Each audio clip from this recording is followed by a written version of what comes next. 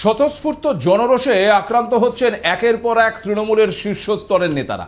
প্রথমে হাইকোর্টে মমতা বন্দ্যোপাধ্যায়কে দেখে চোর চোর স্লোগান, তারপর সোনারপুরে অভিষেক বন্দ্যোপাধ্যায়কে ঘিরে জনরোষ, ছোড়া হলো পচা ডিম আর জুতো। আর এই ঘটনাকে কেন্দ্র করে হাসপাতাল থেকে হাসপাতাল ঘুরে নিজেকে অসুস্থ প্রমাণ করার মরিয়া চেষ্টা করে গেলেন অভিষেক বন্দ্যোপাধ্যায়। কিন্তু এসবই কিন্তু নাটকের একটা অংশ, আর সবই নাকি পূর্ব পরিকল্পিত। আর শনিতে সোনারপুরে এই অভিষেকের নাটক যদি প্রথম পর্ব হয়, তাহলে রবিতে চণ্ডীপুরে কল্যাণ বন্দ্যোপাধ্যায় নাকি সেই নাটকের দ্বিতীয় পর্ব। আর নাটকের নাম কি জানেন? নাটকের নাম নাকি ও ভাই মারো মুঝে। ও ভাই মারো মুঝে, মারো মারো মুঝে, মারো মারো। কিন্তু প্রশ্ন হচ্ছে, সত্যিই কি নিজেরাই নিজেদের মার খাওয়াচ্ছেন তৃণমূলের সাংসদরা? তবে কি জনতায় ভরসা হারিয়ে সিম্প্যাথি তৈরির চেষ্টা, ভোটে হেরে হাওয়ায় ভেসে থাকার চেষ্টা তৃণমূলের নেতাদের? অভিষেক বন্দ্যোপাধ্যায়ের হাসপাতালে ভর্তি হওয়ার মরিয়া চেষ্টার পেছনে রয়েছে অন্য সমীকরণ। তবে কি গ্রেপ্তারি এড়াতে হাসপাতালে ভর্তির পুরনো কৌশল? কল্যাণের চোখের জল কি কুমিরের অশ্রু? তৃণমূলীদের এই নাটকে কি আদৌ মন ভিজবে আম জনতার? নাটকের ক্লাইম্যাক্স কি অন্য কথা বলছে? শেষ পর্যন্ত গ্রেপ্তারিতেই হবে নাটকের জবনিকা পতন? নমস্কার, আপনারা দেখতে শুরু করেছেন এডিটার্স ডায়েরি। আমি ভাস্কর দত্ত আপনাদের আরও একটি নতুন এপিসোডে স্বাগত জানাই। তৃণমূল কংগ্রেস যে কালচার তৈরি করেছিল, এখন সেই কালচারে ভুক্তভোগী নিজেরাই। একথা আমরা বলছি না। সোনারপুরে অভিষেক বন্দ্যোপাধ্যায়ের ওপর জনরোষ আছড়ে পড়ার পর ঠিক এমনই মন্তব্য করেছেন বর্ষীয়ান কংগ্রেস নেতা অধীর রঞ্জন চৌধুরী। তার মতে, বাংলার রাজনৈতিক হিংসার এই ধারা অত্যন্ত পুরনো। সাপুরের মৃত্যু যেমন সাপের কামড়েই হয়, ঠিক তেমনি তৃণমূলের তৈরি করা হিংসার পরিবেশ আজ তাদের নেতাদের দিকেই ঘুরে আসছে। কথাটা বোধহয় খুব একটা ভুল বলেননি অধীরবাবু। আপনাদের শনিবারের এপিসোডেই কিন্তু বিস্তারিত জানিয়েছিলাম কিভাবে সোনারপুরে জনরোষের সম্মুখীন হয়েছেন তৃণমূলের সর্বভারতীয় সাধারণ সম্পাদক অভিষেক বন্দ্যোপাধ্যায়। যদিও এই সর্বভারতীয় কথাটি শুনে এখন আবার অনেকে রেগে টেগে যাচ্ছেন আপনারা সিএনএর পর্দায় কিভাবে ওই অভিষেক বন্দ্যোপাধ্যায়কে নিশানা করে পচা ডিম এবং জুতো ছোড়া হয়েছে তাও দেখেছেন। বিরোধীরা বলছেন 4 তারিখ বাংলায় ডিজে বাজানোর কথা বলেছিলেন অভিষেক, আর জনতা জনার্দন নাকি বুঝে গেছে ডি ফর ডিম আর জে ফর জুতো। সে যাই হোক, এই ডিম আর জুতোর আঘাতে হেলমেট পরেও নাকি ভীষণ আহত হয়েছেন ডায়মন্ড হারবারের সাংসদ। যে কারণে ওই সোনারপুরে নিহত তৃণমূল কর্মী সঞ্জু কর্মকারের বাড়িতে গিয়ে তার মাকে এক ঢোক জল খাওয়ানোর জন্য সে কি আকুলি বিকুলি, ভাবুন কতটা আহত অভিষেক বন্দ্যোপাধ্যায়। এই ছবি তার প্রমাণ দিচ্ছে। এমনকি আমজনতার ছোড়া সেই ডিম জুতোর আঘাত এতটাই তীব্র ছিল যে শহরের কোনো হাসপাতালেই নাকি ভর্তি নিল না ওই অভিষেক বন্দ্যোপাধ্যায়কে। শত চেষ্টা করেও শনিবার শহরের কোনো হাসপাতালে ভর্তি করাতে পারেননি প্রাক্তন মুখ্যমন্ত্রী মমতা বন্দ্যোপাধ্যায় ওই অভিষেক বন্দ্যোপাধ্যায়কে। তাকে প্রথমে নিয়ে যাওয়া হয়েছিল বাইপাসের ধারে একটি বেসরকারি হাসপাতালে। সেখানে সরাসরি আইটিইউতে নিয়ে গিয়ে প্রায় 2 ঘন্টা পর্যবেক্ষণে রাখা হয় তাকে, এবং চিকিৎসকরা তার এক্স-রে এবং স্ক্যান করানোর পরামর্শও দেন। প্রাথমিক পরীক্ষার পর চিকিৎসকরা জানিয়ে দেন যে অভিষেক বন্দ্যোপাধ্যায়ের মুখ, ঘাড় এবং বুকে কিছু বাহ্যিক আঘাত রয়েছে মাত্র, তবে কোনো ফ্র্যাকচার বা আভ্যন্তরীণ রক্তক্ষরণের মতন কোনো গুরুতর সমস্যা নেই। তাই তাকে হাসপাতালে ভর্তি রাখারও কোনো প্রয়োজন নেই, তাই তিনি বাড়িতে ফিরে যেতে পারেন। কিন্তু হাসপাতালে ভর্তি যে হতেই হবে, না হলে তো মান থাকছে না, পরিকল্পনাও হয়তো সফল হবে না। ফলে আসরে নামেন খোদ তৃণমূল সুপ্রিমো মমতা বন্দ্যোপাধ্যায়। চিকিৎসকরা অভিষেককে ছেড়ে দিতে চাইলে মমতা বন্দ্যোপাধ্যায় ক্ষুব্ধ হন এবং তাকে ভর্তি নেবার জন্য রীতিমতো জোর করতে থাকেন। এরপরেও হাসপাতাল কর্তৃপক্ষ রাজি না হওয়ায় মমতা বন্দ্যোপাধ্যায়কে তীব্র অসন্তোষ প্রকাশ করতে দেখা যায়। ওই বেসরকারি হাসপাতালকে বিজেপি ঘেঁষা বলে কটাক্ষও করেন তিনি। শোনা যায় হুমকি দিতেও তাতেও কাজ না হওয়ায় শেষমেশ অসন্তুষ্ট হয়ে তিনি নিজেই অভিষেক বন্দ্যোপাধ্যায়কে রেফার করে দেন। সেই চিরাচরিত রেফার রোগ সিস্টেম, গত 15 বছর যেই রেফার রোগের জন্য সাধারণ মানুষ বেঘরে মরেছেন, এবার নিজেই অভিষেককে রেফার করে নিয়ে গেলেন বেলভিউয়ে। কিন্তু রোগীর যদি রাজার অসুখ হয় তবে ডাক্তারদের পরিভাষা তো আর বদলাবে না। বেলভিউয়ের চিকিৎসকরাও ওই অভিষেকের শারীরিক পরিস্থিতি পুনর্মূল্যায়ন করে পরিষ্কার জানিয়ে দেন, অভিষেকের বুকে সামান্য কালশিটে ছাড়া আর কোনো গুরুতর চোটের লক্ষণ নেই। তিনি সম্পূর্ণ সজ্ঞানে রয়েছেন এবং কথা বলছেন, তাই ভর্তির কোনো প্রয়োজন নেই।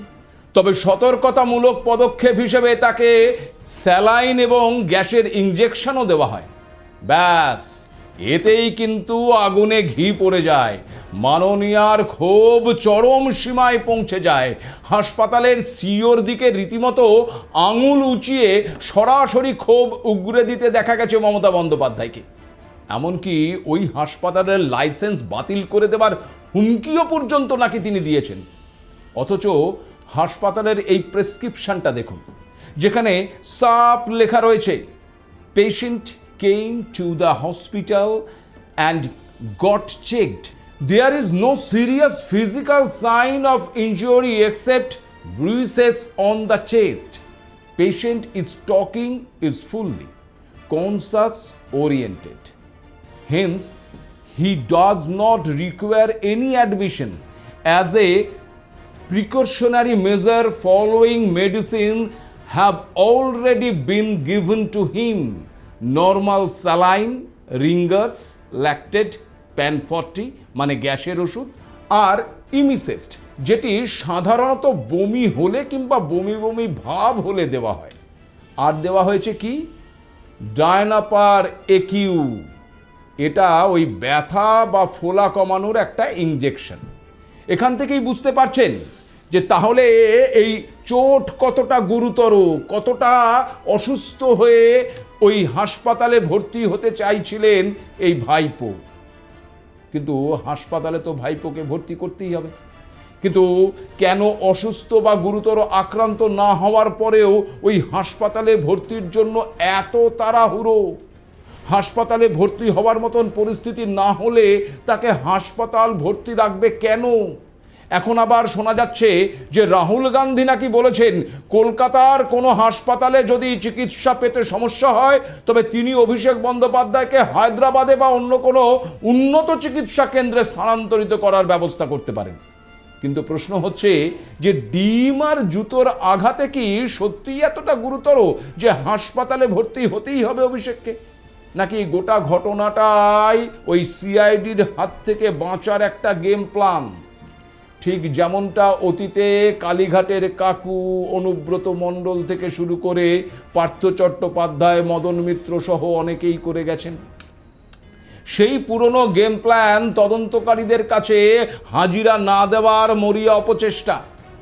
সে কারণেই কি সিআইডি হানার ঠিক পরেই নিহত তৃণমূল কর্মীর বাড়িতে যাওয়ার পরিকল্পনা ওই সর্বভারতীয় তৃণমূল কংগ্রেসের সাধারণ সম্পাদকের?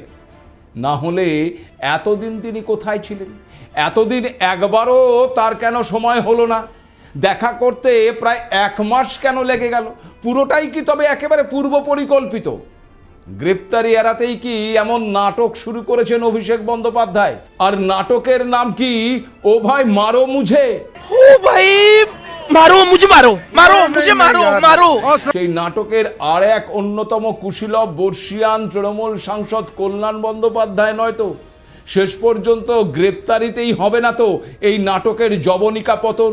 জনতা জনার্দনের ডিম আর জুতোর আঘাতে আহত ভাইপোকে দুটি হাসপাতাল ভর্তি না নেওয়ায় তৃণমূল সুপ্রিমো মমতা বন্দ্যোপাধ্যায় 2 হাসপাতালকেই অমানবিক বলে আখ্যা দিয়েছেন।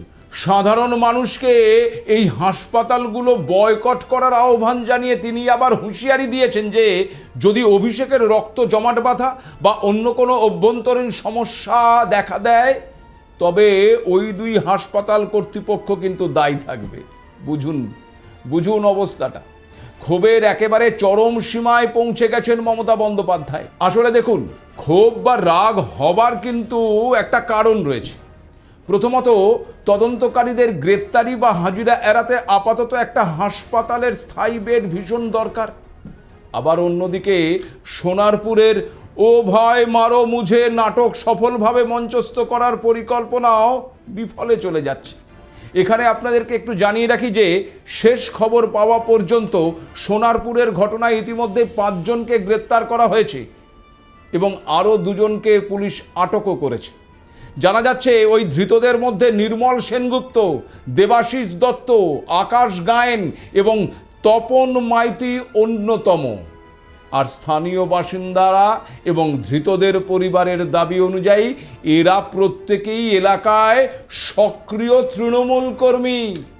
মজার বিষয় হলো, এই ধৃত যুবকরা সোনারপুর দক্ষিণ বিধানসভা কেন্দ্রের প্রাক্তন তৃণমূল বিধায়ক ওই লাভলি মৈত্রের অত্যন্ত ঘনিষ্ঠ অনুগামী হিসেবেই নাকি এলাকায় পরিচিত। এমনকি যে নিহত কর্মী সঞ্জু কর্মকারের বাড়িতে ওই অভিষেক বন্দ্যোপাধ্যায় গিয়েছিলেন, সেই সঞ্জুও ওই লাভলি মৈত্রের অত্যন্ত কাছের লোক ছিলেন বলেই জানা যাচ্ছে। পুলিশ সূত্রে দাবি, মূলত অভিষেককে জামা টেনে ধরে মারধর করেছিলেন ওই 5 জন বলে এই একেবারে ভিডিও ফুটেজে শনাক্ত করা গেছে। আকাশ গায়েন মৃত তৃণমূল কর্মীর পরিবারের অত্যন্ত ঘনিষ্ঠ বলেই তদন্তে উঠে এসেছে। আকাশই নাকি প্রথমে অভিষেকের ওপর হামলা চালায় বলে ভিডিও ফুটেজে শনাক্ত করা গেছে। আকাশকে এই কারণে দফায় দফায় জেরা করা হচ্ছে। অথচ অভিষেক শনিবারই মার খেয়ে বলেছিলেন পুরোটাই নাকি বিজেপির কাজ। বুঝুন, প্রশ্ন হচ্ছে, যে জায়গায় কিছুদিন আগে পর্যন্ত তৃণমূলের ব্যাপক দাপট ছিল, সেখানে রাতারাতি এত বিজেপি কর্মী এলেন কোথা থেকে? অনেকেই বলছেন পালা বদলের পর রাতারাতি তৃণমূল থেকে বিজেপি হয়ে নিজেদের বিজেপি কর্মী বলে পরিচয় দিয়ে ঘুরছেন নাকি অনেকেই। ফলে এর পেছনে তাদেরও কারো কারো হাত থাকতে পারে বলেই কিন্তু মনে করছে এলাকার বিজেপি কর্মীরা। নিন্দুকেরা একে অবশ্য সেম সাইড গোল বলে কিছুটা খোঁচা দিচ্ছেন বটে। বলছেন এ যেন সেই ভাইরাল মিম, ও ভাই মারো মুঝে মারো। ओ भाई मारो मुझे मारो मारो मुझे मारो मारो। আর এই নাটকের অন্যতম আরেক কুশীলব বর্ষিয়ান তৃণমূল সাংসদ কল্যাণ বন্দ্যোপাধ্যায়ের হাত ধরে সূচনা হয় নাটকের ইন্টারভেলের পরের পর্বের। রবিবার নির্বাচন পরবর্তী হিংসায় দলীয় কর্মীদের গ্রেপ্তারের প্রতিবাদে হুগলির চণ্ডীতলা থানায় তৃণমূলের একটি প্রতিনিধি দল নিয়ে ডেপুটেশন দিতে গিয়েছিলেন এই কল্যাণ বন্দ্যোপাধ্যায়। তিনি থানার সামনে পৌঁছতেই সেখানে উত্তেজিত জনতা তাকে লক্ষ্য করে কালো পতাকা দেখাতে শুরু করে, আবার সেই চোর চোর স্লোগান দিতে শুরু করে। ক্যামেরায় অবশ্য এরপরেই নিখুঁত অভিনেতার মতন তাকে রাস্তায় শুয়ে পড়তে দেখা যায়। একেবারে মাথা ধরে শুয়ে পড়েন কল্যাণবাবু। সাংসদ কল্যাণের অভিযোগ, তিনি হেঁটে আসছিলেন আর সেই সময় নাকি জনা 5-6 জন তাকে লক্ষ্য করে ঢিল বা ডিউস বল ছুঁড়েছে, আর সে কারণেই নাকি তিনি পড়ে যান। আহত সাংসদকে আবার কাঁদতেও দেখা যায়। যদিও সমস্ত ভিডিও ফুটেজে কল্যাণের মাথার পেছনে সর্বক্ষণ কাউকে না কাউকেই কাপড় ধরে থাকতে দেখা গেছে, কিন্তু সেই কাপড়ে কোনো রক্তের দাগ দেখা যায়নি। তবে এই ঘটনার পর কল্যাণের একটি বিতর্কিত মন্তব্য কিন্তু ফের চর্চায় এসেছে। গত বছর অক্টোবর মাসেই শ্রীরামপুরের একটি রাজনৈতিক সভা থেকে এই কল্যাণ বন্দ্যোপাধ্যায় বিজেপির সুকান্ত মজুমদারকে আক্রমণ করে বলেছিলেন, আয় শ্রীরামপুরে, তারপর তুই ঘরে ফিরিস কিভাবে দেখব, তোর বাড়ির লোক তোকে আর খুঁজে পাবে না। সুকান্ত মজুমদার তখন বিজেপির রাজ্য সভাপতি হিসেবে তৃণমূলের দুর্নীতির বিরুদ্ধে সুর চড়াচ্ছিলেন। তার প্রেক্ষিতে কল্যাণ বন্দ্যোপাধ্যায় এই চরম আক্রমণাত্মক ভাষা ব্যবহার করেছিলেন, জানিয়ে সে সময়তেও রাজ্য রাজনীতিতে তীব্র বিতর্ক তৈরি হয়েছিল। আর এখন যখন একের পর এক তৃণমূল নেতা পুরনো এই মামলাগুলোর কারণে গ্রেপ্তার হচ্ছে, ঠিক তখন কি কল্যাণ বন্দ্যোপাধ্যায়ের পেটে গুড়গুড় গুড়গুড় করছে? কল্যাণ বন্দ্যোপাধ্যায় একসময় এই শ্রীরামপুর থেকে বিরোধী নেতাকে যেভাবে হুমকি দিতেন, সেই শ্রীরামপুরের মাটিতেই আজ তাকে হেনস্থার সম্মুখীন হতে হচ্ছে। নিন্দুকেরা বলছেন কর্মা রিটার্নস। আবার দিন দুয়েক আগে কলকাতা পুরসভার পদ থেকে দলের মুখপাত্র অরূপ চক্রবর্তীর ইস্তফার জন্য অভিষেককেই দায়ী করেছেন তিনি।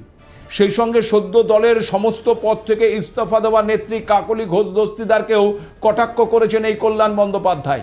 তৃণমূলের পরামর্শদাতা সংস্থা ওই আইপ্যাককেও ফের নিশানা করেছেন এই কল্যাণ। ফলে একদিকে তৃণমূলের অস্তিত্বই এখন সংকটে, তা কিন্তু পরিষ্কার। আর সেটা বুঝতে পেরেই কি এই ও ভাই মুঝে মারো এই নাটক মঞ্চস্থ করে তাদের বঙ্গ রাজনীতিতে আবার প্রাসঙ্গিক হয়ে ওঠার চেষ্টা করছে। জনতার ভরসা হারিয়ে সিম্প্যাথি তৈরির চেষ্টা, ভোটে হেরে হাওয়ায় ভেসে থাকার চেষ্টা করছে তৃণমূলের নেতারা। আসলে বাংলার রাজনীতিতে এখন দায় এড়ানোর এক অদ্ভুত সংস্কৃতি গড়ে উঠেছে। শাসক বদলেছে, কিন্তু রাজনীতির নাটকের ধরনটা কিন্তু বদলায়নি। অভিষেক বন্দ্যোপাধ্যায়ের ওপর হামলার ঘটনাকে কেন্দ্র করে যে বয়ান তৈরি করার চেষ্টা হচ্ছে, তা কিন্তু ওই বাস্তবের সামনে একেবারে টিকতে পারছে না। গ্রেপ্তার হওয়া ব্যক্তিদের পরিচয় স্পষ্ট করে দিচ্ছে যে এই সংঘাত বাইরের নয়, বরং ভেতরের। অথচ দায় চাপানোর সহজ রাস্তা হিসেবে বারবার বিজেপির নাম উচ্চারিত হচ্ছে তৃণমূলের কণ্ঠে। কিন্তু তৃণমূল ভুলে গেছে যে ঘরের ভাঙন ঢাকতে বাইরের শত্রুর গল্প আর টিকবে না। দেখুন না, অভিষেক বন্দ্যোপাধ্যায় মার খেয়েছে বলে দলের বিধায়কদের কালীঘাটে বৈঠকে ডেকেছিলেন মমতা বন্দ্যোপাধ্যায়, কিন্তু কি অবস্থা দেখুন। 80 জনের মধ্যে নাকি মাত্র 16 জন উপস্থিত হয়েছিলেন। রেগে মেগে নাকি নেত্রী নিজেই আর বৈঠকে যোগ দেননি, ভেস্তে গেছে বৈঠক। তবে কি দলের বিধায়করাও বুঝতে পারছে অভিষেক বন্দ্যোপাধ্যায় কিংবা কল্যাণ বন্দ্যোপাধ্যায়ের আচরণ তাদের অবস্থানকেই আরও জটিল করে তুলছে? 15 বছরে যা হয়েছে তাতে ক্ষোভে ফুঁসছে জনতা, আর সেই জনতার ক্ষোভের মুখে একজন সাংসদের ভূমিকা হওয়া উচিত সংযমী এবং জবাবদিহির মাধ্যমে। কিন্তু সেখানে হুমকি, পাল্টা হুঁশিয়ারি এবং এই অতি নাটকীয়তা প্রশ্নের মুখে ফেলে দিচ্ছে না তো গোটা তৃণমূল দলটাকেই? তৃণমূলীদের এই নাটকে কি আদৌ মন ভিজবে আম জনতার? নাটকের ক্লাইম্যাক্স কি অন্য কথা বলছে? নাটকের ক্লাইম্যাক্সে কি এন্ট্রি নেবে সিআইডি? আর এই টানটান উত্তেজনার নাটকের জবনিকা পতন হবে ওই অভিষেকের গ্রেপ্তারি দিয়েই? আশঙ্কা কিন্তু থাকছেই। আজ এ পর্যন্তই। নমস্কার।